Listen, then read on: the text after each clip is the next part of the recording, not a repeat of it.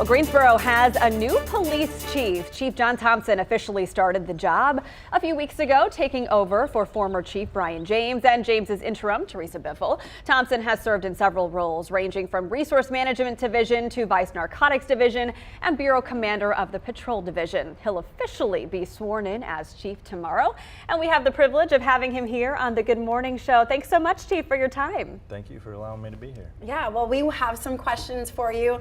Something that we've been hearing in the community, obviously you've been part of this department for years, and now that you're chief, what are some of the opportunities or challenges you see? So we really, I think, have a kind of both. We have a lot of challenges that we're facing, but I kind of look at those challenges as opportunities. So I think some things that we may even discuss here today, we talk about violent crime as a challenge in the community. We talk about staffing, recruitment, retention of our officers as a challenge, but again, I think there's an opportunity there. So there are challenges we face now, but I think the opportunity for us is to really change the way we address those challenges, maybe to look at different aspects of how we can be innovative, how we can do things differently than the way we've historically done it, to hopefully kind of face those challenges and be successful. So turning challenges to opportunity, one of the big ones for that is filling vacancies, not just in your department, but all across the country. Law enforcement agencies are dealing with employment and the struggles to get qualified people into these roles to protect their communities. You reported more than 100 vacancies in the fall. Your interim chief even reported to the city council that they were having to take officers off of special units to fill patrol spots. So can you give us an update on how that hiring process is going? Where do you stand now? Yeah, so that is a challenge for us, and right now we stand really at, I think, about 120 vacancies in the organization. Okay. We're authorized about 691 positions.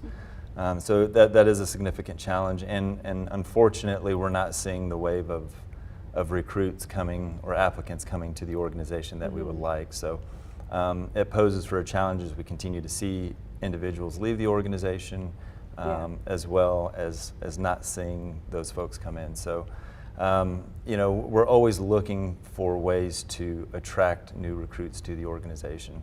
And there's a few things that I personally would like to work on with that.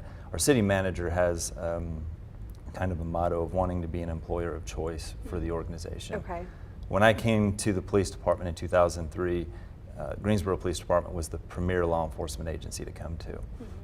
It's been about 20 years. We've had some bumps in the road, some different things that have changed, but I really want to get back to being that premier agency, be the employer of choice. And a lot of that comes down to how our agency is run, our equipment, our training, things that can attract individuals to the organization.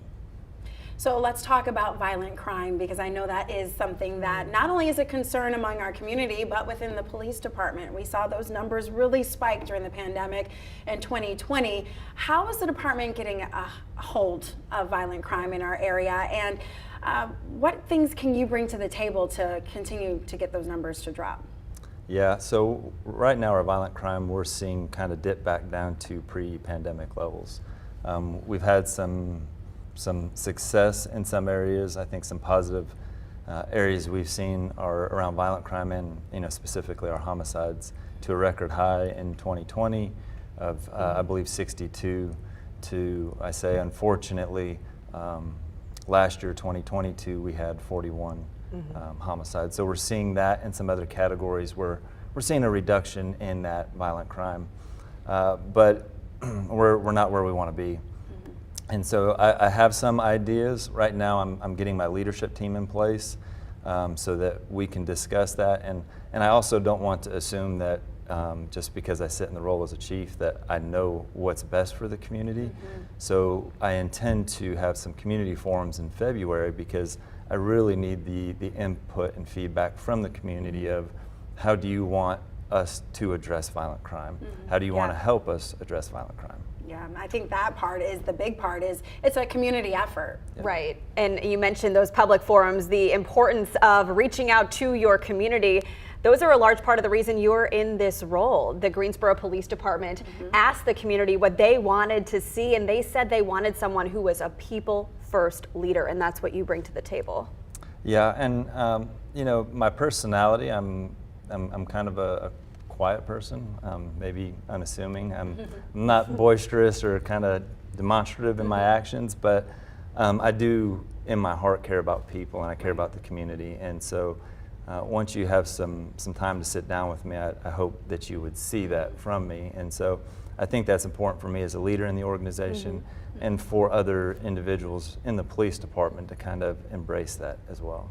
Well, the community is already embracing you. Yes. The loudest person in the room isn't always the smartest, so we appreciate you being with us in the this morning, and we look forward to more conversations with you throughout the year and years that you're as chief there. Yeah, thank you. I'm glad to be here. Thanks.